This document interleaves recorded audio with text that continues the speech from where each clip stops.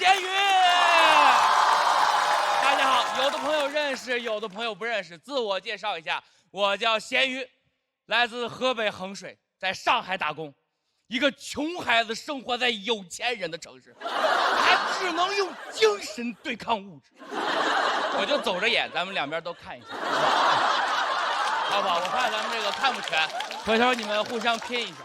来参加比赛，我很直接，我想挣钱，我想挣钱，我没有钱，我的钱都买吃的了。我记了2个月账，恩格尔系数85，焦虑。人这2年特别容易为钱焦虑，是不是朋友们？焦虑。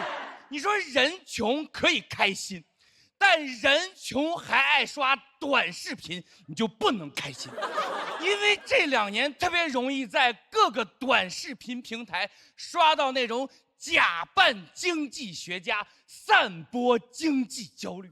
你刷到他的视频有一个特点，就是你没有调节，但好像手机音量自动就变大了。存钱，马上给我存钱！哎呦，你说，你想说就说，你喊什么呀？他就给你解释，他说因为今年虽然已经是过去10年经济最差的一年，但却即将是未来10年经济最好的一年。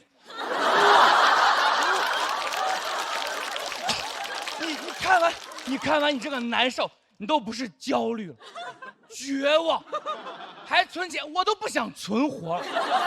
但这就是短视频平台的好处，你焦虑不了太久。你刚刷完经济焦虑的没一会儿，又刷到一个刺激消费的，还是刚才那老头，哎，连衣服都没换，一样的套路，突然的大叫花钱，马上花钱，因为未来10年全球经济下行，通货膨胀，货币贬值，所以你现在花的越多，等于给未来省的越多，你省的越多，等于花的越少，你花的越多，就是花的越少。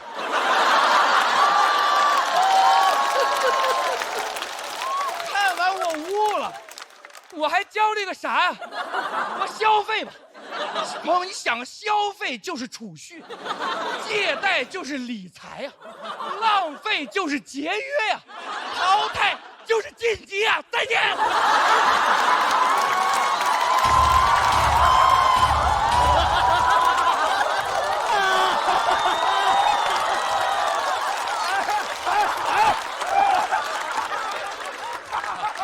还不让走，你看这个导演没学过经济学啊，然后。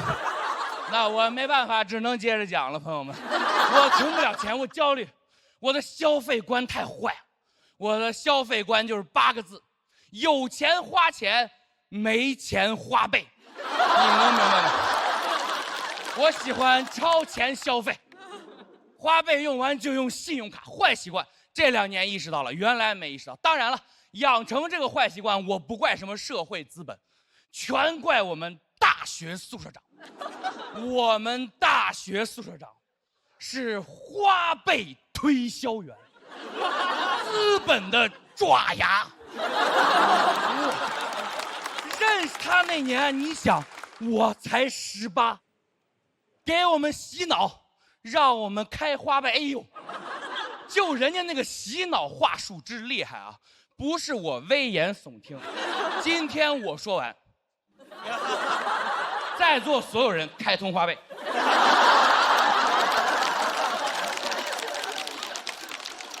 也就是你手机收起来了，要不你手机听完自动开通花呗，就这么厉害。你们4个就倒霉了，不好意思。我们说的啊，一个阳光明媚的午后，都在午睡，他走进宿舍，说：“来，同学们，开会。我先问大家。”咱们宿舍都是大学生，对不对？生活费都不够花，对不对？有白捡的钱，你要不要？我说我要，他说都有，花呗这个钱就是白捡的。我反驳他，我说不是，我看了花呗写的跟信用卡一样，是借的，得还。他说花呗这个钱就是白捡。我告诉你为什么。朋友们，我不是故意吓唬你啊，朋友们，我就是故意吓唬你啊，朋友们，因为已经凌晨1点了，朋友们，你要打起精神来，朋友们，打起精神来，朋友们，没错，因为我接下来要正式复述我们大学宿舍长说的话。谁要是在座的各位，你意志力稍微薄弱一点，容易听进去。你看，我就听进去了。我意志力，你都别说我意志力，他说完以后，我这几年智力都有点薄弱。接下来我告诉大家，花呗这个钱为什么是白捡的。首先，咸鱼，我就反驳否认你一点。花呗跟你说那个信用卡不一样，花呗不上征信，那会儿不上，现在上了，别用啊，给我打电话了，好吧？别用啊。其次呢，你按时还没有利息。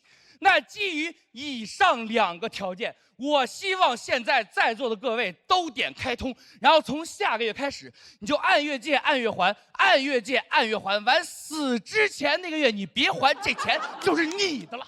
听懂掌声。